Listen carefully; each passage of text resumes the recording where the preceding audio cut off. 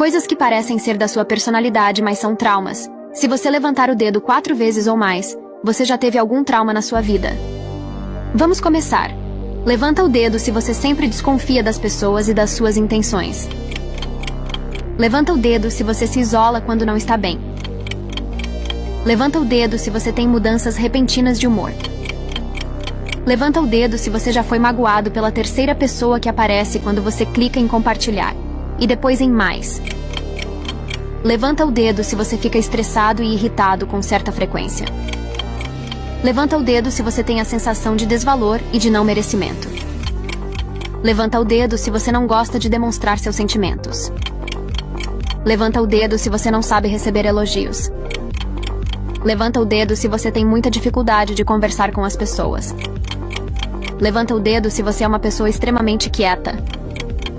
Comente quantos dedos você levantou.